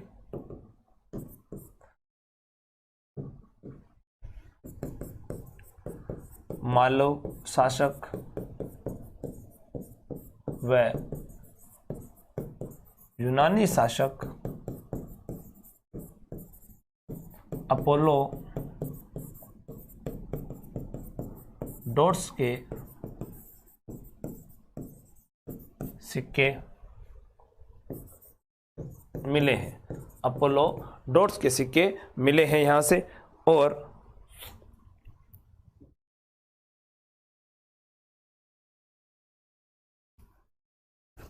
लिख लिया, यही लिख देता हूं जगह।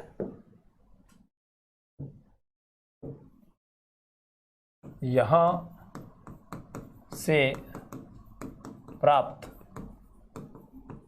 शीशे की एक मुहर पर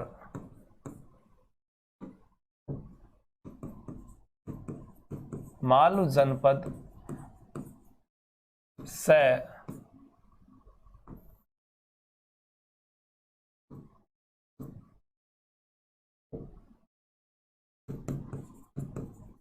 ब्राह्मी लिपि में लिखा मिला है। कुछ है भारत के प्राचीनतम सिक्कों के परिणाम, यहीं पर लिख सकते हैं अपने। अगर मैं यहाँ चाहूँ तो यहाँ लिख दूँ, भारत के प्राचीनतम सिक्कों के प्रमाण यहीं पर मिले हैं। तो आ बात भी थे, नोट कर लीजिए, ठीक है। लेख विहीन ये सिक्के चांदी के हैं। जैसे मान लो ये सिक्के हैं तो इनको ब्रैकेट में मैं लिख देता हूं, लेख विहीन चांदी के सिक्के हैं, चांदी के सिक्के हैं। तो इसको उतारो, फिर आगे की सभ्यता पढ़ रहा।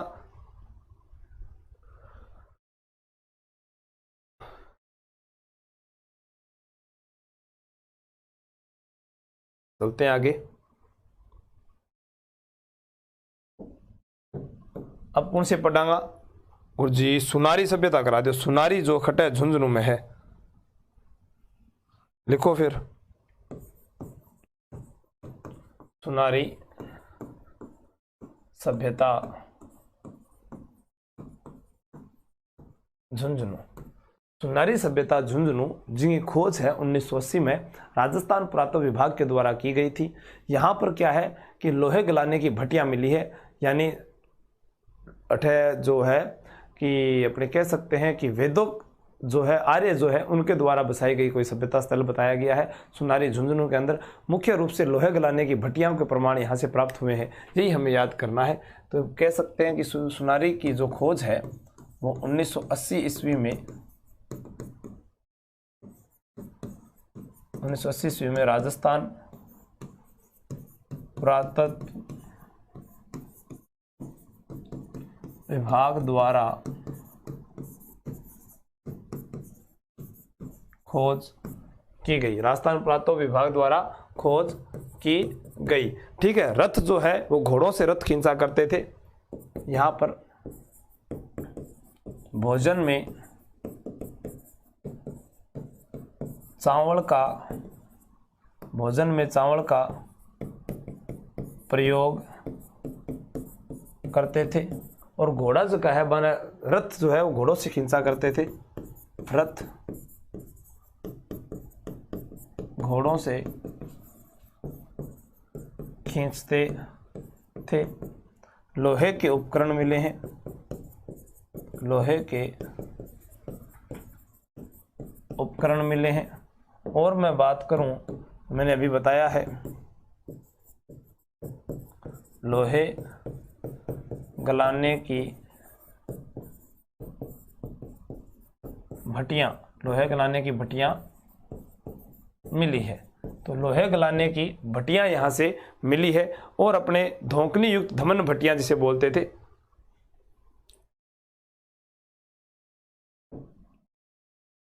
इनको क्या बोलते थे? धोंकनी युक्त धमन भट्टियां। और सर यहां से क्या मिला है, लोहे के तीर व मिट्टी के मनके। तो सुनारी सभ्यता झुंझुनू में है। भोजन में चावल का प्रयोग करते थे, रथ को घोड़ों से खींचा करते थे, मिट्टी के मणके मिले हैं, लोहे गलाने की भट्टियां मिली है, जो यहाँ पर लिखा है मैंने धोखनी युक्त धमन भट्टियां जिन्हें कहते थे, और ऊपर हमने लिखा है कि लोहे के तीर भी मिले थे। लोहे के उपकरण यहीं से मिले हैं। और इसी प्रकार जोधपुरा सभ्यता है, जयपुर में जो साबी नदी के किनारे है, वहाँ पर भी लोहे युगीन सभ्यता के अवशेष प्राप्त हुए हैं। डिश ऑन स्टैंड वहाँ पर मिला है, तो उसको भी हम पढ़ेंगे। तो एक बार आप इसको नोट कर लीजिएगा।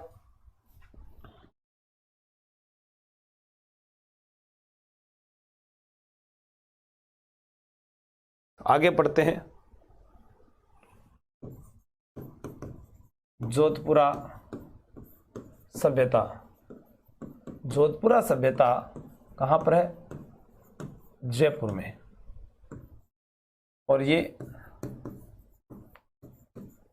साबी नदी किनारे है। खोजकर्ता रतन चंद्र अग्रवाल व विजय कुमार के द्वारा प्रश्न आए कि जोधपुरा सभ्यता जो है यहाँ से शुंग कुषाण कालीन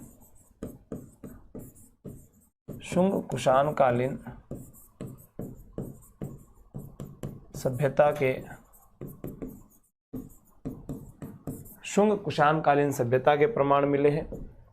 फिर उसके बाद मैं बात करूं जोधपुरा सभ्यता से ही हमें एक डिश ऑन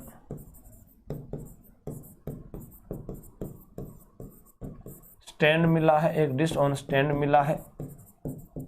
फिर यहीं से मैं बात करूं लोहे युगीन सभ्यता स्थल के प्रमाण मिले हैं। लोहे युगीन सभ्यता स्थल के प्रमाण मिले हैं और यहीं से हमें काली पोलिश युक्त मृद भांड मिले हैं। काली पोलिश युक्त मृद भांड, पहले हमने लाल काले ऐसे पढ़े थे, यहाँ काली पोलिश युक्त जो है मृद भांड मिले हैं। लोहा गलाने की भट्टियां भी मिली है। तो ये हम यहाँ पर लिख सकते हैं शंख निर्मित चूड़ियों के टुकड़े मिले हैं।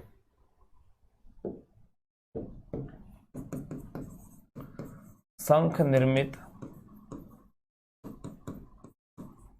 चूड़ियों के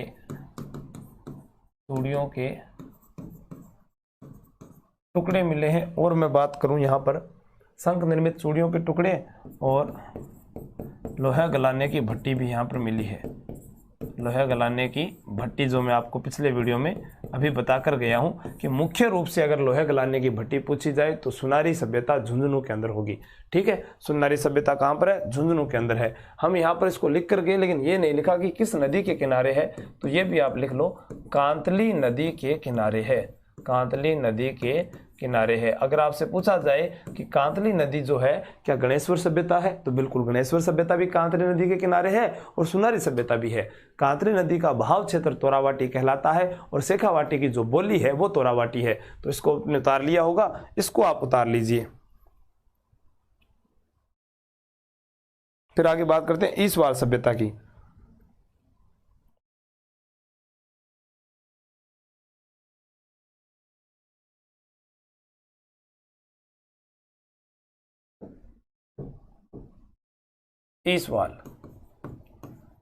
ईसवाल सभ्यता जो है वो कहाँ की है, उदयपुर की है। लोहे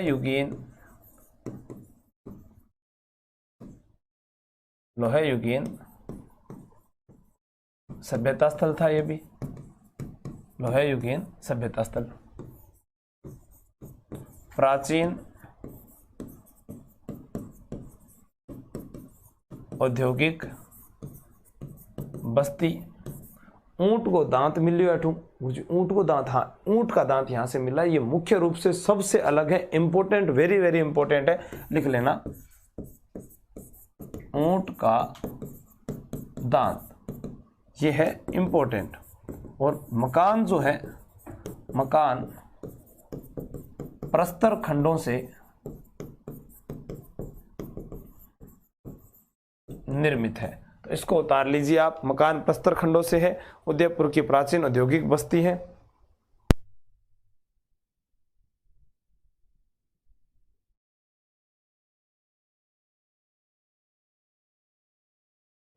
ठीक है, तो लोहे युगीन सभ्यता स्थल मिले, उदयपुर की प्राचीन औद्योगिक बस्ती है, मकान प्रस्तर खंडों से निर्मित है, ऊंट को एक दांत मिलियो है। फिर आप पढ़ा हाँ,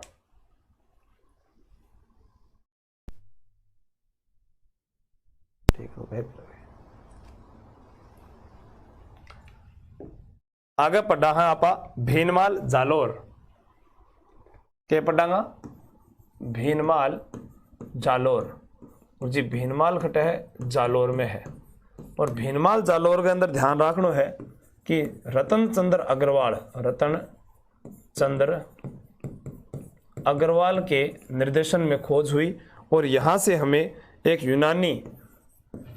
यूनानी दुहत्ती सुराई मिली है, यूनानी दुहत्ती एक सुराई मिली है। और कुछ भी जाने विदेशी व्यापार होने का केंद्र प्राप्त होता है इससे, यानी मैं ये कह सकता हूं विदेशी व्यापार का केंद्र। ठीक है, यूनानी दुहत्ती सुराई बोल दो या एक अठा मैं यहाँ और लगा दूं कि यूनानी एक रोमन एम्फोरा मिला है, रोमन एम्फोरा। गुरुजी ओके हुआ, रोमन एम्फोरा ये होता है जीवड़ा सुरा पात्र। ठीक है, सुराई की तरह हुआ है। तो आगे चला हाँ, एक अपने पढ़नी है कर्णपुरा सभ्यता। कर्णपुरा सभ्यता, कर्णपुरा सभ्यता आखट है गुरुजी, हनुमानगढ़ में है। वर्तमान में कुछ नहीं है, वर्तमान में खेत है, वर्तमान में एक खेत है। सिंधु घाटी सभ्यता को एक शेर बताई बैठूं। ठीक है, यह सिंधु घाटी सभ्यता के अवशेष 2012 में प्राप्त हुए थे। 2012 में सिंधु घाटी सभ्यता के अवशेष प्राप्त हुए थे, ये थोड़ा सा अपने को ध्यान रखना है। फिर एक अपने पढ़ते हैं बरोर सभ्यता। बरोर सभ्यता, बरोर सभ्यता जो है वह श्री गंगानगर में है। बरोर सभ्यता के अंदर ज़्यादा कुछ हमें याद नहीं रखना है, बस बरोर सभ्यता गंगानगर में है। एक हमसे पूछ लिया जाए बिंजोर, बिंजोर वह स्थान है जहाँ लैला मजनू की मजार है, अनूपगढ़ के अंदर। बिंजोर सभ्यता अभी खटा है, श्री गंगा नगर में है, श्री गंगा नगर में है, तो इसको उतार लीजिए आप। उसके बाद में आगे और बताता हूं मैं आपको। एक हम पढ़ते हैं मंडोर सभ्यता। मंडोर सभ्यता, मंडोर सभ्यता जकी है अपने जोधपुर में है। और यहां से हमें रावण मंदिर आपको पता ही है, अरबी शासकों के 104 सिक्के प्राप्त हुए हैं। अरबी शासकों के 104 सिक्के प्राप्त हुए हैं। अरबी शासकों के 104 सिक्के प्राप्त हुए हैं। ब्रिजवासी व सर जॉन मार्शल ने की थी। रामायण कालीन सभ्यता स्थल है। ठीक है, ब्रिजवासी लाल व सर जॉन मार्शल ने खोज की थी। उसके अलावा आपसे कुछ अन्य स्थल पूछे जाएंगे वो मैं बता देता हूं। एक हम लिख लेते हैं नगर, नगर उनियारा, नगर उनियारा टोंक, नगर उनियारा टोंक में है। और यहां से जो बात है इसको केदारनाथपुरी ने खोजा था, केदारनाथपुरी ने खोजा था, केदारनाथपुरी ने खोजा था। इसे खेड़ा सभ्यता फोर्ट भी कहा जाता है, खेड़ा सभ्यता फोर्ट भी कहा जाता है। उसी प्रकार एक सभ्यता अपन पूछ ले रहे हैं और जी सोंथी सभ्यता, सोंथी सभ्यता। तो सोंथी सभ्यता जो है आप बीकानेर में है और इसे कालीबंगा की बहन कहा जाता है, बहन कहा जाता है, या प्रथम कालीबंगा सभ्यता भी इसको नाम देते हैं। तो एक तो आ सभ्यता होगी आपने, और एक आपने मंडोर सभ्यता होगी, एक आपने नगर सभ्यता होगी, एक आपने बिंजोर सभ्यता होगी, एक बरौर होगी, एक कर्णपुरा सभ्यता होगी। इसके अलावा मैं बताऊं थाने एक भीनमाल जालोर होगी। एक पूछ लिया चंद्रावती सभ्यता सिरोही के अंदर है, लोदरवा जैसलमेर के अंदर है। तो मैं थाने में भी बता दूं, नाम छोटा छोटा आ गया कि सानू सभ्यता कहाँ पर है, सानू सभ्यता, या पूछ ले लोदरवा सभ्यता, या पूछ ले चंद्रावती, चंद्रावती सभ्यता। तो चंद्रावती जो है वह सिरोही में है और ये दोनों जो है वह अपने जैसलमेर में है। तो सानू नाम आते ही आप जैसलमेर और चंद्रावती सिरोही के अंदर कर दोगे। उसके अलावा बात करें, एक आज जूनाखेड़ा पाली में है, कोटला सभ्यता झालावाड़ में है। ये हमारी ईसवाल सभ्यता होगी, जूनाखेड़ा पाली, और कोटला सभ्यता जो है वो अंग्रेजों द्वारा बसाई गई रियासत झालावाड़ में है। झालावाड़ रियासती संरक्षण प्राप्त अंतिम प्रजामंडल था। इसके अलावा हमने पढ़ा है जोधपुरा सभ्यता के बारे में पढ़ा है। जोधपुरा सभ्यता जयपुर के अंदर है, ठीक है। बयाना भरतपुर के अंदर है। गुरारा जो है वो सीकर में है। ये झुंझुनू की हो गई, यही लिख देता हूं गुरारा। यहां से भी 100 पंचमार्क सिक्के मिले हैं, पंचमार्क सिक्के गुरारा सीकर में है। नाडोल पाली में है। नाडोल सभ्यता कहाँ पर है? पाली के अंदर है। उसी प्रकार बयाना जो है भरतपुर में है, बयाना भरतपुर में, ये आपको मैं पढ़ा चुका हूँ। बयाना भरतपुर के अंदर सभ्यता है। जहाजपुर भीलवाड़ा में है, जहाजपुर भीलवाड़ा में। सॉरी 100 पंचमार्क नहीं है, 2744 है, 2744 पंचमार्क सिक्के हैं।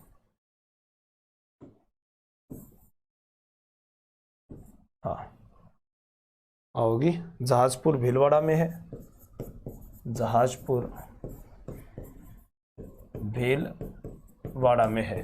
तो आप उसको उतार लीजिए। फिर आगे की और कोई सभ्यता रही है तो मैं आपको बताता हूं।